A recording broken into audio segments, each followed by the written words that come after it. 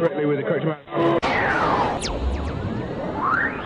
D20 Radio, where gamers roll. www.d20radio.com.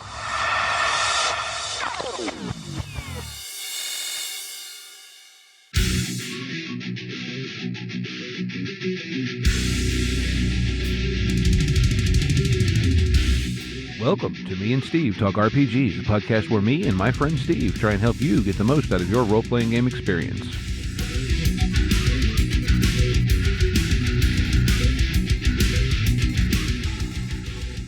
Welcome back to Me and Steve Talk RPGs. Today, I'm here with my friend Steve, and we have a guest. But before our guest, we want to highlight a podcast of the week. So why don't you go ahead and take that away, Steve? All right, Steve. Well, the podcast of the week this week for the D20 Network is the Aegis podcast, which is a system all about the adventure game engine from Green Ronin, which powers Dragon Age, Fantasy Age, Modern Age. And they have a couple other titles that use that engine that the names are escaping me of right now. But yeah, this is a podcast. They do some actual plays that I think are in the Dragon Age system, but they also discuss book releases, rules, custom content, all kinds of stuff centered around that game engine, which is a pretty interesting little engine. So there'll be a link for them in the show notes. It's soundcloud.com/Aegis podcast. That's AGEIS podcast.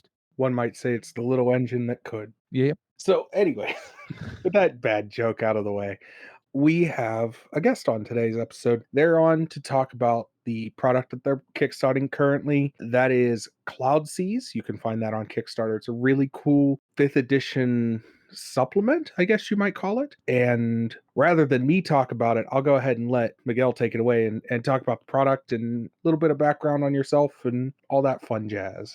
Oh, hello there. I'm Miguel Colon. I'm a writer by trade, and yes, you are correct. I am currently working on a Kickstarter for the Cloudsea setting supplement. It's a bit of the best way to describe it is a quick elevator pitch. It is a Roaring 20s inspired setting set in sky cities above a radioactive cloud, which covers the Earth and ensures that, well, doom comes to all who enters it. Sounds fun. A little different, but I like different. What I can say is that this Kickstarter and project is based almost entirely on my own experiences in the real world, as well as various media, which including BioShock Infinite and especially 1984. Good book. Great read. I've read it. It's been years. I think I read it in my teens. Yeah, so I think to get the elephant out of the room, as a lot of our audience is aware, we're not huge fans of 5th edition. Well, we're fans of 5th edition. I wouldn't say that we're not fans of it, but we're not the biggest 5th edition players. But to get that elephant out of the room and maybe to explain a little bit what was going on and why you maybe chose 5th edition, it's, we had talked previously and you'd mentioned that you're really proficient with Pathfinder. So why 5th edition for this particular supplement? Well, yes, Pathfinder is actually my system of choice, given any time period. But with 5th edition, I felt like the best way to describe it is to go about this question in a roundabout way. I had a message that I wanted to speak about, and this was the idea of the 1920s being this brilliant time. It's very nostalgic. However, that nostalgia is tainted by the fact that, well, it wasn't a great time for everyone. Sort of like in The Great Gatsby, it was not exactly the best of times for all, and that includes many forms of bigotry that happened during the 1920s, making it quite a difficult time for many. And I wanted to highlight that contrast and break that nostalgia a bit, deconstructing the era.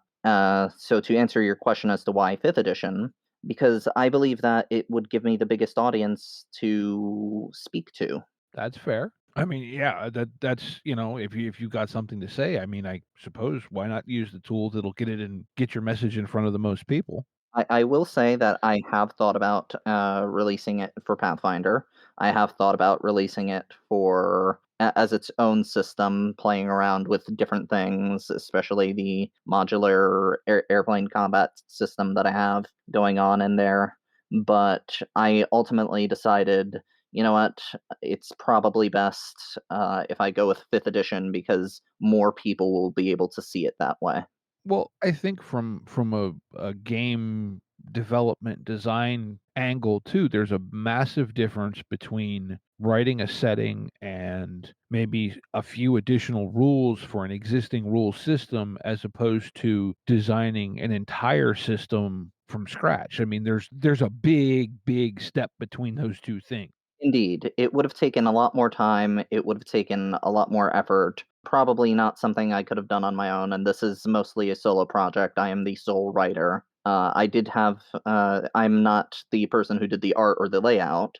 I had to hire those people, of course, but I am the sole writer, and in keeping with that, I took a look at the idea of building a complete system and thought, you know what, I probably can do it, but it won't be as proficient as something I can put out in 5e. It seems reasonable to me. Yeah, like I have certain issues with the 5e engine, but at the same point, it is a functional game system. It's just that really a lot of its issues are more my preferences.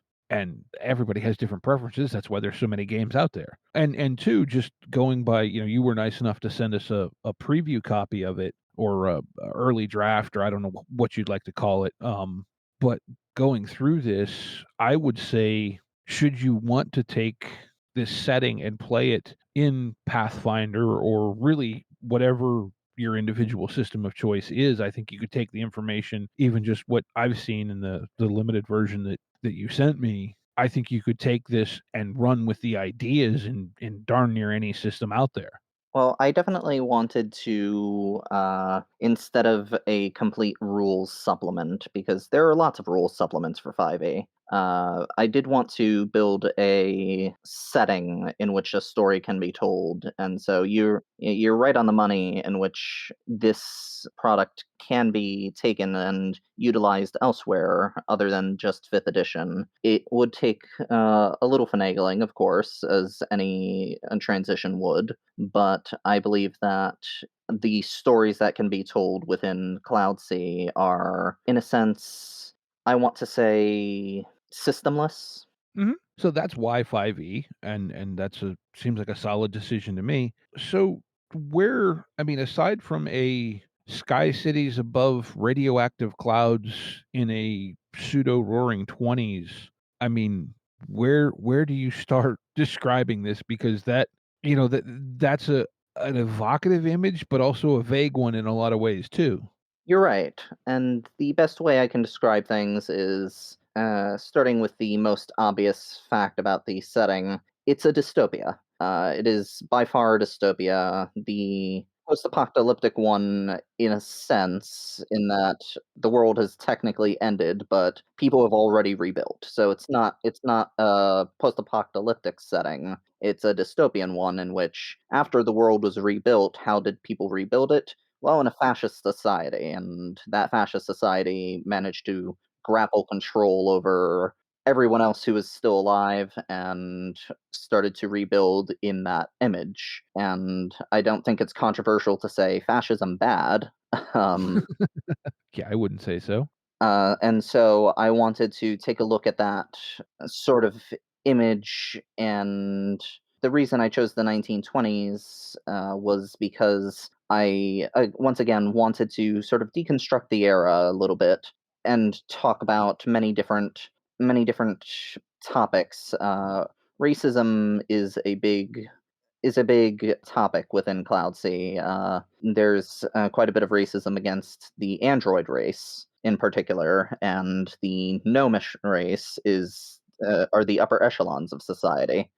Everybody else is sort of in the middle. And so, because of that, you have this opportunity for telling stories about difficult topics in which you can definitely delve into the nitty gritty of it and come out in I want to say heroic way because I'd like to say that the setting is hopeful. It's a dystopia, but it's a dystopia in which the revolution has started. And because of that, there's this idea that no, things don't have to be this way forever. Things can change. People can make a difference. I think that's one of the things that as I've spoken with you and read more about the setting, that's one of the things that I really enjoy. I think with stories like this, and we see this in cyberpunk media a lot, the stories can get really bleak and there can seem like there's no way out. And having a game where it is bleak and it does seem dark, but there is hope and there is a light at the end of the tunnel, I think that's something that, especially in more modern games that are coming out, we don't see that a lot. A lot of times it is just, well, this is as dark and as bad as it can get. And it's nice to have that where, no, but there is a light at the end of the tunnel. There is a little bit of hope. There is a chance for things to get better. And that's one of the things I really enjoy about this setting. I do agree with you in that there's quite a bit of tendency towards a more I'd want to say grimdark attitudes and a more cynical version of various settings. But I think that something we've discussed previously was that the world has seen a lot of cynicism lately, especially with the past year and so. And I think that we could all use a little bit of hope. I don't think you're wrong. So this idea of a punk setting in which the punk characters can actually win was very appealing to me. That is an attractive distinction, if you will, because, like Steve said, I mean, much of the cyberpunk genre, be it, the R. Talsorian titles or, Shadowrun or any of the other ones that are out there, yeah, they do tend to be, at the end of the day, the best you can really hope for is enough money to buy better guns and more bullets for tomorrow. And there's an element, there's times where I personally enjoy playing games like that sometimes, but I don't think I wanna play that all the time, and this gives you a different take on that, and like you said, there's a chance to affect real change, and that's a cool thing. The best way I can put it is since the government, this awful government already won, this Orwellian sort of system already won, the only place you can go is up.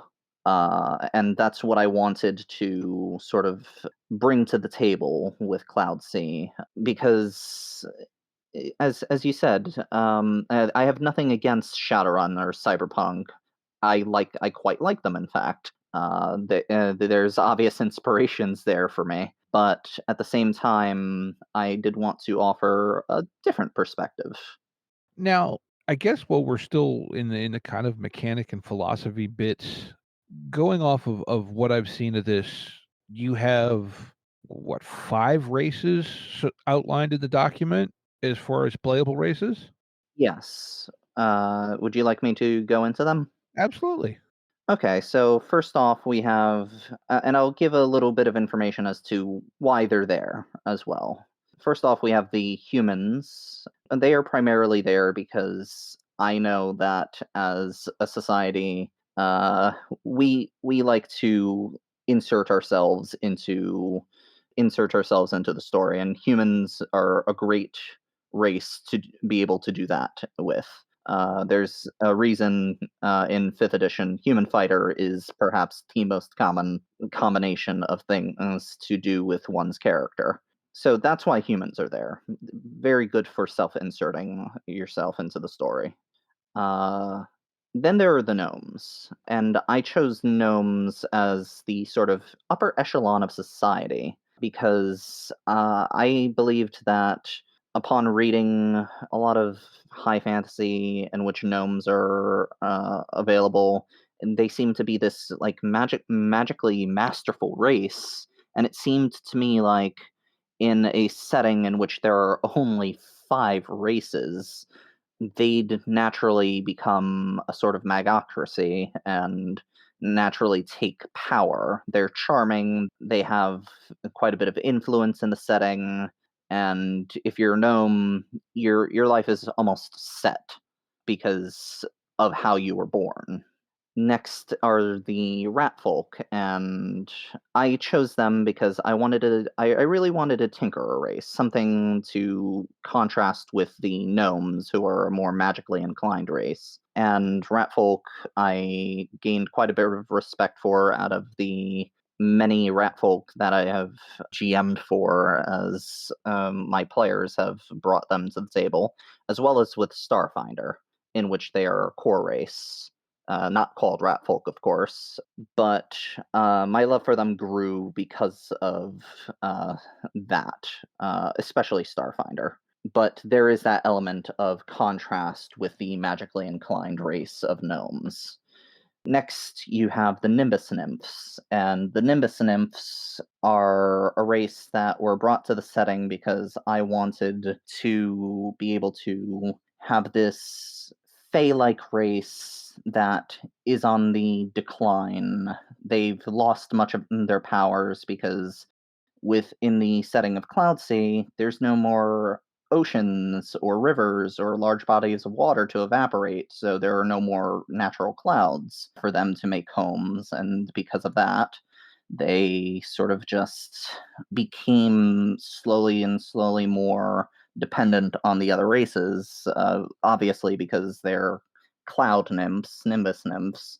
They survived the apocalypse that preceded the setting, and they are a very warlike race, in fact. If one knows much about Nimbus clouds, one knows that they are not generally storm clouds. So they are not your average friendly nymphs that you see in a lot of fiction. They're actually quite militaristic in a sense. And their big onus is that they want to return to the heights that they once had, and by that I mean regain some semblance of their power. They used to be able to fly, for example, but they lost that over time, and so now they make great fighter pilots. Most fighter pilots are nymphs because, well, they want to return to the skies. And finally, there's the newest race in the setting, as far as chronology goes, the androids. And the androids were created in setting as a worker type race, but the problem is that they were given sentience. And because of that, there was a large argument as to, well, one, should these things be considered people? And once it was decided, yeah, they really should, there was quite a cataclysmic fight between the different sky cities as to, okay, what now? We have a brand new race of people who need rights, and we're not sure should even be considered people, which is where the elements I wanted to bring in of the 1920s era racism come in. Even though the elements of racism that I wanted to bring in are a bit anachronistic. There's elements of 1920s racism, there's elements of the Red Scare, and there's elements of more modern topics. Mm-hmm. Now, you mentioned this a little bit when we were chatting before we started recording. You know, some of your inspirations for this included Keith Baker's Eberron, and I can't help but see a parallel to a certain point between the Warforged and these androids. Although, again, given the limited reading I got a chance to do of your project, it seems like they were created for vastly different purposes. Is that accurate, or am I connecting dots that aren't connected? Well, the androids in Cloudsea were created to be workers of sorts. They were created specifically to ease the burden of actual people. I'm saying that with quotes, in order to make life more easy for them, so that they can go out and party and go out to speakeasies and play jazz and drink illicit alcohol, while this race of androids would be the workers of society. The problem being that the people who made the androids were too good at their jobs, in a sense, and created actual people. The distinction between the Warforged and the androids, I feel, is mostly in that the androids there's this element of what if they replace us? What if they start creating newer models that aren't obviously androids, that look like humans or nymphs, and they start to go ahead and start taking our places in society? This is obviously propaganda by the government that I had set up in order to keep them down, because nobody wants to really give up power once they have it. But at the same time, they sort of agreed that publicly, no, it's okay. We're going to treat them as people, but at the same time, they're enacting legislations against them. Again, calling back to real world events. That sounds pretty cool. So I guess that's a little bit of the nitty gritty to it to a certain point. Anything more you want to add in on that? Or do you want to maybe move into a little more of the world itself and, your inspirations and processes coming up with what, like, to me, feels like a really, really neat and interesting setting? Well, I can definitely talk about the setting a bit more. Is there any particular part that you want me to discuss first, or What you're the most proud of? what I'm what I'm the most proud of? That's a hard question because I love all my children equally. Um, but in all seriousness, what I'm most proud of is this idea that I get to talk about all these different topics in a manner that I think people can really engage with. And there are quite a few plot hooks within the setting that one can possibly go with. This, for example, this idea that, oh, are androids replacing actual people? Who can you trust? Can you know for sure that the person that you're speaking to is who you think it is? Let's uncover that conspiracy. Or there's the classic, let's fight the system and tear it down and build it up anew so that we have this bright and shining democracy. I think something like that is what I'm most proud of, that you have all these potential plot hooks in the setting of Cloudsea in order to really be able to take any number of stories and campaign arcs and play with them. Very cool. Now I did see, again, based on what you have in the campaign stuff on Kickstarter and whatnot, you've got 3 defined cities currently? These Sky cities? Yes, there are currently three defined Sky Cities: the Sky City of Dragon, the Sky City of Phoenix, and the Sky City of Hydra. These names were chosen out of a, quite ironically, nostalgic past for the people in these Sky Cities who remember these mythological creatures. Mythological to them because they have never seen dragons, phoenixes, or hydras, as well the world is completely covered in this radioactive cloud. The Sky Cities of Phoenix and Dragon are perhaps the primary antagonists of the setting, in that they are the man that you stick it up to. They are the cities in which the government has won. And something that is interesting about the Cloudsea book, I would hope, is that it is actually narrated by the Minister of Truth of one of these Sky Cities, Dragon. And by Minister of Truth, I of course mean propaganda machine. Mhm. And so the Sky City of Hydra is villainized by the narrator of the Cloudsea book, which is taken as a sort of propaganda pamphlet almost. And it's spoken about in horrendous ways, like, oh, these are warlike people who attack our very democracy and our great mayor, even though the idea of these Sky Cities being real democracies is tenuous at best. They're religious, they are theocratical oligarchies almost, in which it's funny how anybody can vote and anybody can run for office, but only really the gnomes ever get elected, huh?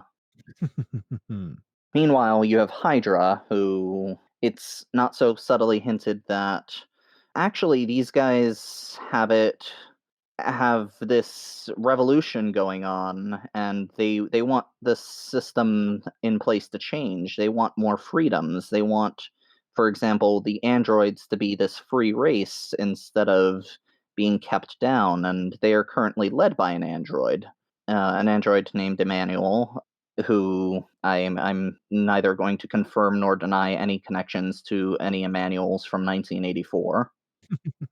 But they are going ahead and starting this revolution. And the idea is that they will be able to go ahead and the players and GMs, that is, go ahead and either start in one of these already completely indoctrinated sky cities of Dragon or Phoenix, or start play in a more friendly locale in the Sky City of Hydra.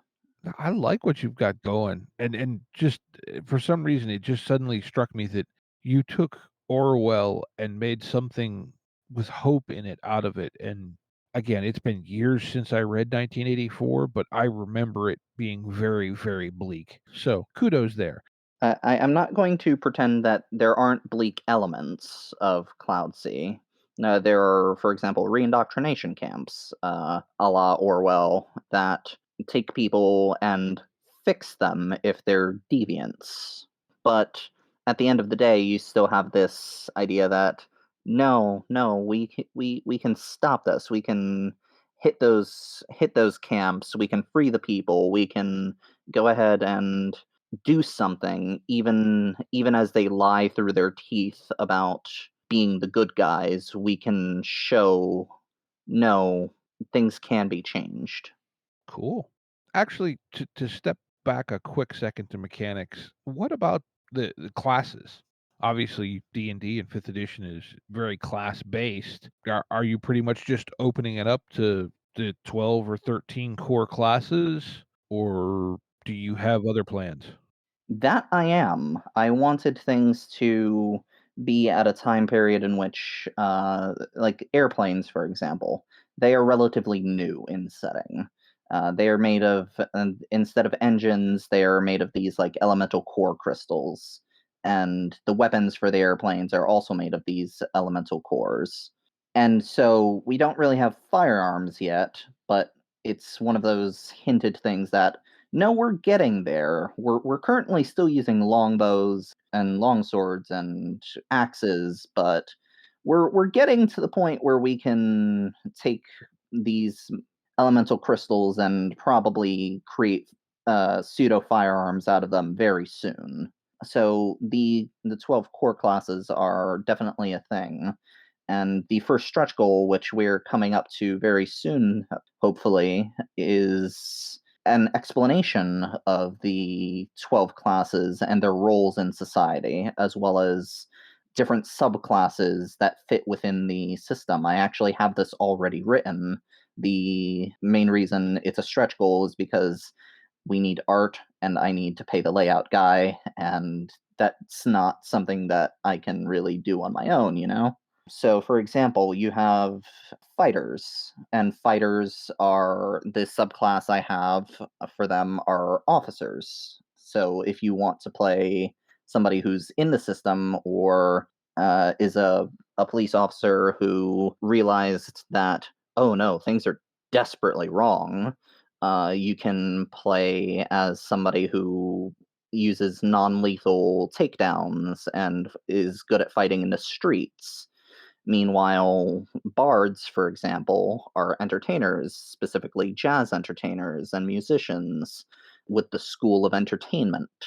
So the 12 classes are definitely present within Cloudsea, but their roles might be changing with the introduction of more advanced technology and magic. Nice. Yeah, sorry to kind of reverse there for a moment, but it suddenly popped into my head, and I thought it was worth getting out there, and I did see that that was a stretch goal. But yeah, like I just think like this setting, like you mentioned, you've got so many kind of hooks and potential things going because I envision this as kind of being pseudo industrial, but not completely. And you mentioned, the mining of the mountaintops that stick up through the clouds, and then you've got the piracy, like you've got a lot of different angles at play, and it just feels like there's a lot of different ways you could go with this. And like you said, there's different ways to highlight different stories you want to tell or different themes you want to explore. And I, for one anyway, really enjoy settings that, for lack of a better way to say it, I'm tired of wandering out to clear the cave that full of goblins, and that isn't a thing here. Yes, I'd like to thank you for those words first and foremost. I definitely wanted there to be differences between this and your Tolkien-esque fantasy. So most of the fights that one gets into are with other humanoids, and that isn't to say that you can't have airplane battles, because obviously there are rules for airplanes, but those take on a different form. As if you're up in the sky and rapidly taking damage, you might want to land and escape rather than continue the fight, because, well, if you're in an airplane and it reaches 0 hit points, what happens to you? Well, not only that, but the slow fall doesn't necessarily work because you're not in an environment where you may not be above ground, Exactly. You're going to fall straight into the Cloudsea and likely perish there. Something I didn't mention about the Cloudsea is that it's radioactive to the different races here. The androids were created as a way to. I mentioned how they were created as a means for the other races to go ahead and just enjoy their lives. That's because the radiation of the Cloudsea rapidly ages anybody going into it. And so the androids have a built in mechanic that lets them age less rapidly at a pace that lets them go ahead and do that grunt work without falling apart immediately. And I should say, too, that the Cloudsea is this mysterious entity, this a thing in which people don't really know what's in there other than it's the remnants of the old world. You can't really dive to the bottom without rapidly aging, even with protection like diving suits, and come back unscathed. And those people who do manage to say, hey, yeah, I have like 500 years left and I have this high tech diving suit, I'm going to dive right in and see what's at the bottom, they don't come back. I love things like that left in stories. I do because, and I'm guessing from what you're saying here and what I've read, this is something you left intentionally vague because it's more fun that way. It is definitely something that I left intentionally vague. I did want to. There is something on the horizon. As you mentioned, I sent you 2 drafts, and that's what I'd like to call it, a draft, because more is going to be added. Obviously, some of the reward tiers include adding new characters, things, and new monsters, and that being a very important thing, monsters. The Cloudsea was originally meant to remain mysterious, and I wanted it to be up to. I didn't create monsters myself, because I almost wanted it to be up to the audience to come up with what's down there. And even if I were to reach the fourth hidden stretch goal of like a bestiary, or people were to go ahead and take the reward here of create a monster, it's not going to be the sort of thing that in universe I'm just going to say, nope, this exists. I actually have a lore explanation for that, already written up and planned, which is there's this one guy who went down there in Cloudsea and came back. And he's this mad artist who's doing these sketches of things that he claims he saw. Oh, that's cool. It's something that it's the RPG equivalent of a diegetic interface, I think. in which you have these monster sketches because of the artwork in the book, and they're all done in universe by this artist who happened to survive being in the Cloudsea for a while, and he's claiming he saw all these strange things, and yes, they're going to have stats, but whether or not they're actually there would be completely up to the GM involved and the players if they want to tell that kind of story. That's a really, really cool take on that. I like that a lot. Yeah, that's cool. Thank you, thank you. What about you, Steve? You got anything more to? I know I've been asking questions. I think it's going to be a really great product when it comes out finally and hits, well, essentially hits shelves. But I'm excited and excited to see where it goes. It actually has me excited to play 5e for like once, because I really want to get this on the table at some point, because it really, really, really seems flushed out. You've got the story down pat. I think it's a great product. I really do. I honestly do. And a little bit of backstory. You came and hung out with me in our Discord last night, and we chatted leading up to today's interview. And periodically, you'll see me or Steve in our Discord and general chat as a little plug if you ever want to come just talk about stuff. But yeah, when we talked yesterday, I was blown away by how at the surface level it seemed really cool. And then as we got further into the conversation, I was really blown away with how deep and rich this world is, and I really, really like it. And I think it's going to be a great product. And I think with that, I don't have any more questions. Do you have any more questions, Steve? Well, not too much. I thought maybe it might be worth taking a little bit of time though to talk about the campaign itself.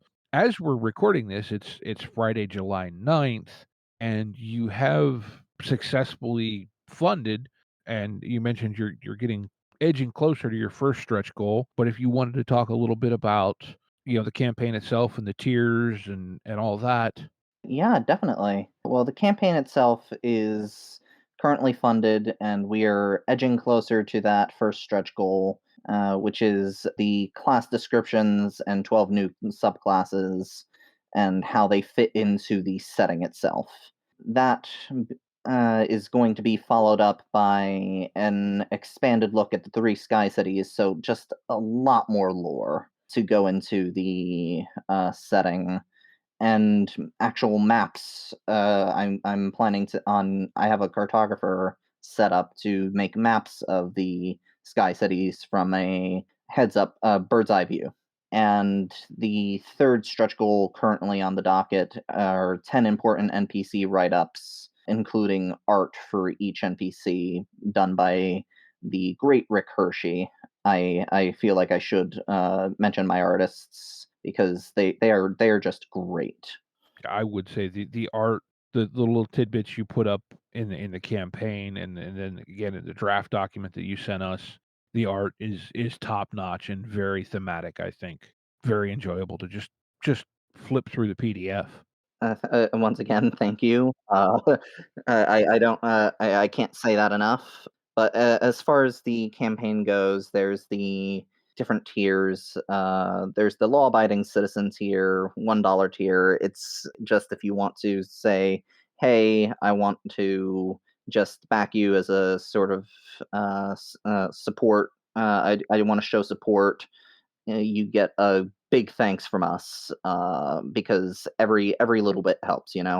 Every little bit helps cover the costs of layout and cover the costs of the artwork. And I'm very attached to the artists once again. But there's the second tier, the $10 tier, the jazz musician tier, in which you get a PDF copy of the book once it's finally done, because obviously there's a first draft in which everything is done in theory except for all the backer rewards, which I'm going to be working with the backers as the campaign goes through its final days, in hopes that I get to get that to everybody as soon as possible. There's the $20 tier, which is the experienced diver tier. Once again, a thank you, a PDF copy of Cloudsea, and a collection of 5 ebooks called the Keeping It Classy line, which is done by the layout guy, editor, and publisher for this, Kim Franson. Each of these books has that would be a total of 45 new subclasses for the 5th edition games, 15 backgrounds and 3 races for the barbarian, the bard, and the druid. I'm sorry, the barbarian, the bard, and the cleric. Don't want to give false information out there. And we actually recently got word of another publisher that I've worked with in the past, Rising Phoenix Games, that they're willing to give a few more products, each of them different class options. So there's that. There's the $25 tier, which is the airplane pilot tier, in which you get all of the previously mentioned things, including your name in the Cloudsea book in its own separate credits page, as well as an at-cost print-on-demand softcover of Cloudsea. That is to say, we do not gain any profit from that, but the cost of printing, shipping, and handling has to be covered through DriveThruRPG. $50 tier is the radio host tier, all of the above, including something that I worked on for a company called Legendary Games called Sea Monsters, which is a massive tome of, well, sea monsters. And finally, the last 2 tiers, the corporate CEO tier, which is all of the above, including being able to work with us, and by us I mean me, in order to create an NPC for the book, and this includes art for the NPC, a stat block, and a description, as well as the mutated beast tier, in which it's like the previous tier, as mentioned, except you get to help create a monster. Well, that's cool. And that's about it as far as the Kickstarter goes. Now, when does the campaign end? Because this should, if my brain is working correctly, this should drop. This should go live the morning of July 13th. This has 25 days to go, and it should meet its end August 4th, 2021. Okay. So yeah, people will still have plenty of time to get in on it after they hear this. Hopefully we can get to those stretch goals, because I look forward to continuing to write in this setting. As mentioned, some of the stretch goals are already written, and truth be told, I just want to be able to get that out there for any potential people looking forward to having options for this setting. That's really my a pride and joy for me. It's the first time I've worked on something as like project lead. Mm-hmm. Well, I got to be honest. To me, this feels like a setting that just takes up residence in your brain, and whether theoretically you're done with what you intended to do or not, it just won't leave you alone, and you get more ideas and more ideas, and you just want to do something with them. Oh, most certainly. It's the sort of thing that I'm going to definitely be. I've done a lot of play testing in this setting, but I definitely want to run a fully fledged campaign with my players in the setting as well, rather than just seeing what works, what doesn't work. I want to be able to go ahead and say, okay, now we're actually doing this. We're going to run this setting, and we're going to spend 1 to 2 years on it. Very nice. Well, I don't know if Steve talked to you about it at all. As far as, did you guys get into Game of the Week before I got on? Yes, we did. Okay, cool. I think with us coming to sort of an end of the discussion of Cloudsea and bringing that in, let's go ahead and break into Game of the Week. Game of the week. Game of the week. Game of the week. So, Steve, do you want to kick this one off? Sure, I'll kick this one off. So this is one I found a while ago, and Better not be the one I found. that would be a first, actually. We haven't managed to do that to each other yet. We got real close. We got real close with Atomic Highway. Yeah, we did. Now this one, it's actually a pay what you want PDF title, and it's called Never Tell Me the Odds, a space scoundrel RPG about risking it all. And, well, obviously the title is a reference, but it is designed to be a fast, one-shot space scoundrel sci-fi. Look, even in the drive-through thing, it says, think of Han Solo relying on a hyperdrive that keeps shorting out. Starbuck going all in when she really shouldn't, or Mal Reynolds attempting last-ditch gambits that never quite pay off. So it's really just intended to have some quick fun with classic space sci-fi tropes and whatever. It's a 60-plus page PDF. The rules fit on 9 pages. So obviously quite rules light. It says there's 6 different species, 12 specialties, which look like they're kind of like classes or careers. Doesn't really say what the game system is, but the price is right. But yeah, it looks like something that might just be a fun thing to keep on your phone or your laptop or your tablet or whatever it is that you do, however you carry your games these days, in case, a couple people don't show up, but the rest of you still want to play something or something like that. But yeah, that's called Never Tell Me the Odds. Did I steal it? No, you didn't. I have a game called White Frank Zoomway. White Frank is the publisher, and the game's called Zoomway. And it is, the best I can gather is, it's what if portals just randomly opened up and teleported you anywhere into space. And it seems like it's an OSR game, so it's, the old school revival, real light, grab it and go, and just seems like a really cool, like, you're going to play X character that's going to end up here, there, or everywhere. And it just seems like a really weird game, really neat, kind of Stargate-esque. But I'm just going to keep mine sweet to the point. Like I said, PDF was on drive-through for $4, $3.85. Seems like a cool little game, like 58 pages, great to grab and throw on a table. Yeah. So how about you, Miguel? Well, I definitely have one in mind. I can't say that I have played it, but it is something that is something very interesting to me because it was written by somebody that I know very well, one J. Gray or James Gray, who is a mentor figure to me in the RPG industry. A book called Curious Creatures from R. Telsorian Games. It's for the Castle Falkenstein system. And again, although I am not the most literate with this system, I do know James Gray and want to say that anything that I've ever read of his is great. It has so much effort put in, and it's something that I just like to say, hey, go check it out. It's 146 pages, art done by Rick Hershey, and you can find the PDF for $7.50. Cool. Yeah, I know Jay did the layout and specifically all the hyperlinking and stuff in the PDF for Cyberpunk Red, which I've raved about previously on the show. So Also, as a side, to go back to talking about Cloudsea for a second, hyperlinking is fantastic. Your layout's great in that book, and I want to shout out your layout people, because that is something that I really look for in games, and that's really cool. I'll be sure to pass the word along, as well as the link to the podcast.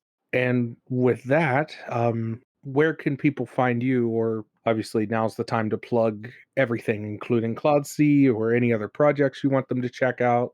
You can find me on Kickstarter, as well as Facebook. My name is Miguel Colon. I'm, again, a writer for RPGs, and I just hope that we can make just the best product possible for everybody to be able to enjoy. very cool. Yeah, like I said, I mean this looks like something that, yeah, like Steve said, it strikes that urge where, hey, I want to grab my 5 ebooks and actually use them again, or even take it apart and put it into another system, or both, or everything. So yeah, I do want to thank you too for allowing me on the podcast. I think this was a great time. Yeah, we want to thank you for coming on and talking to us about that really cool product that you're putting out, Yeah. But I think with that, we've come to the end of our podcast. So we want to remind everyone to be kind to one another and get out there and play some RPGs. Intro and outro music by the band 12 Noon. You can email us at meandsteverpg@gmail.com. You can find us on Twitter and RPGs. Find us on Facebook at Me and Steve RPG Podcast. On Discord at Me and Steve RPGs. And as always, all of these links are in the show notes. Thank you, and be kind to one another.